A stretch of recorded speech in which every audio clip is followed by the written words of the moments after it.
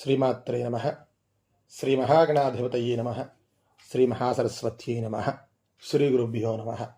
అపార కరుణాం సింధుం జ్ఞానదం శాంతరూపిణం శ్రీచంద్రశేఖర గురుం ప్రణమామి ముదావహం.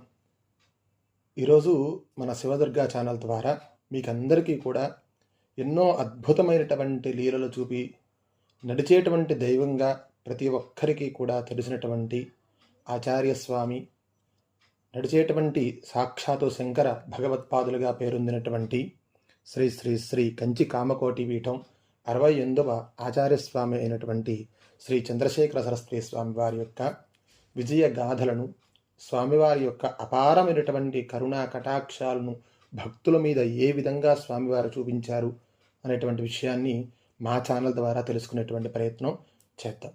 మీకు తెలియజేసేటువంటి ప్రయత్నం నేను చేస్తాను. అసలు ఈ కంచి కామకోటి పీఠం 68వ ఆచార్యస్వామి వారైనటువంటి శ్రీ జగద్గురువులు శ్రీ చంద్రశేఖర సరస్వతి స్వామి వారి యొక్క బాల్యం ఎలా జరిగింది, వారు ఏ గ్రామానికి చెందినవారు, వారి యొక్క బాల్య విశేషాలు ఏమిటి, బాల్యంలోనే వారి యొక్క జీవితంలో జరిగినటువంటి అద్భుతమైనటువంటి సంఘటనలు ఏమిటి అనేటువంటి విషయాన్ని మనం తెలుసుకునేటువంటి ప్రయత్నం చేద్దాం. శ్రీ కంచి కామకోటి పీఠం 66వ ఆచార్యస్వామి వారు, అంటే స్వామివారి కన్నా ముందు, అంతకన్నా ముందు 66వ ఆచార్యస్వామి వారు అయినటువంటి జగద్గురువులు శ్రీ చంద్రశేఖరేంద్ర సరస్వతి స్వామి వారు, వారి పేరు కూడా శ్రీ చంద్రశేఖరేంద్ర సరస్వతి స్వామి వారు.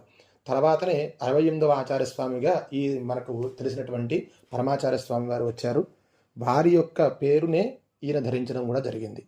అయితే ఈ 66వ ఆచార్యస్వామి అయినటువంటి చంద్రశేఖరేంద్ర సరస్వతి స్వామి వారు విజయయాత్రలు చేస్తూ ఉండగా ఒకసారి తమిళనాడులో అక్కడ తిండివనం, ఇప్పుడు మనం తిండివనం అని పిలుస్తున్నాం, ఈ తిండివనం దగ్గరలో ఉన్నటువంటి సారం అనేటువంటి గ్రామానికి వచ్చారు. శంకర భగవత్పాదుల వారి యొక్క దర్శనం చేసుకోవడానికి ఆ ఊళ్ళోనే కాక ఆ చుట్టుపక్కల ఉన్నటువంటి గ్రామాల వారందరూ కూడా అధిక సంఖ్యలో తండోపతండాలుగా తరలి వచ్చారు. అందులో తిండివనం నుంచి వచ్చిన వారు కూడా కొంతమంది బడి పిల్లలు ఉన్నారు. అయితే ఈ బడి పిల్లల అందరిలో కూడా ఒక పిల్లవాడు స్వామివారికి పాదాభివందనం చేస్తూ స్వామివారి యొక్క ఆశీర్వాదం తీసుకుందామని స్వామివారి వద్దకు వచ్చారు. ఆ పిల్లవాడిని చూసేసరికి స్వామివారికి ఎంతో ఆప్యాయత, ఒక రకమైనటువంటి మధురమైనటువంటి భావన మనసులో కలిగింది. ఆ పిల్లవాడిని లేపి ఆప్యాయంగా పలకరించి తీర్థప్రసాదాలు ఇచ్చి కుశల ప్రశ్నలు వేశారట స్వామివారు. అంతమందిలో స్వామివారు ఆ పిల్లవాడితో మాట్లాడడం ఒక ఆశ్చర్యం అయితే, అలాగే స్వామివారు ఆ పిల్లవాడిని అక్కడే ఆ రాత్రి ఉండిపోమని కోరడం కూడా చూసే వాళ్ళందరికీ, అక్కడ ఉన్న వాళ్ళందరికీ కూడా పరమాశ్చర్యాన్ని కలిగించింది. చూడండి ఎంత విశేషం, ఆ పిల్లవాడిలో ఏదో ఒక రకమైనటువంటి శక్తి దాగి ఉంది అని అప్పుడే ఆ యొక్క ఆచార్యస్వామి వారు గ్రహించారో ఏమో కాబోలు మరి. అయితే అక్కడ ఉన్న వాళ్ళందరూ కూడా ఈ విషయం చూసి స్వామివారు అలా అనేసరికి ఆశ్చర్యపోతున్నారు. అక్కడ ఉన్న వాళ్ళందరూ కూడా ఆ పిల్లవాడి యొక్క అదృష్టం గురించి కూడా మాట్లాడుకోవడం మొదలుపెట్టారు. ఆ పిల్లవాడు కాస్త కూడబలుక్కుని స్వామివారితోటి, నేను ఈ ఊరి వాడిని కాదండి, ఏదో బడి పిల్లలందరూ కూడా అంతా వస్తుంటే నేను కూడా మిమ్మల్ని చూసి దర్శనం చేసుకుందామని వచ్చేసాను, పైగా ఇంట్లో చెప్పకుండా వచ్చిన బాపతు అని ఏదీ కూడా దాయకుండా విషయం స్వామివారికి చెప్పేశారట. ఇంట్లో చెప్పకుండా వచ్చినటువంటి కారణం చేత తాను ఆ రాత్రి అక్కడ కూడా ఉండడం వీలు కాదని కూడా మనవి చేసుకున్నాడు ఆ పిల్లవాడు.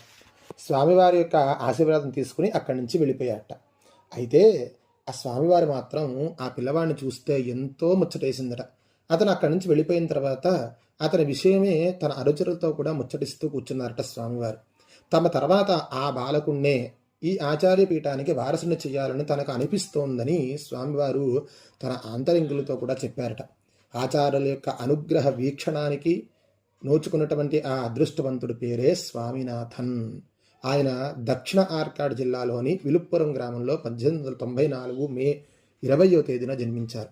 తండ్రి హోయసాల కర్ణాటక స్మార్త బ్రాహ్మణ కుటుంబానికి చెందినటువంటి శ్రీ సుబ్రహ్మణ్య శాస్త్రి గారు, వారి తల్లిగారి నామధేయం శ్రీ మహాలక్ష్మి గారు.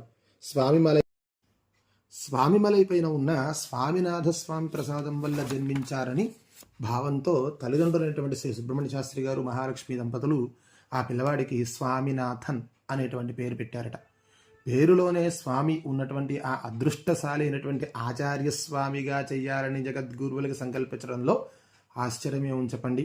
ఆ విధంగా స్వామినాథన్ అనేటువంటి పిల్లవాడు ముందుగానే శంకరాచార్యుల వారి యొక్క దర్శనం చేసుకోవడం, ఆ పిల్లవాడిని చూసిన వెంటనే 66వ ఆచార్యస్వామిగా పేరొందినటువంటి శ్రీ చంద్రశేఖరేంద్ర సరస్వతి స్వామి వారికి ఆ పిల్లవాడినే తదుపరి పీఠాధిపతిగా చెయ్యాలి అనేటువంటి భగవత్ సంకల్పం ఏర్పడడం కూడా అంతా కూడా భగవత్ విషయమే. కావున ఈ విధంగా స్వామివారి యొక్క బాల్యంలో అద్భుతమైనటువంటి ఎన్నో సంఘటనలు జరిగాయి. అవన్నీ కూడా తర్వాత కథలో మనం తెలుసుకునే ప్రయత్నం చేద్దాం. శ్రీమాత్రే నమః.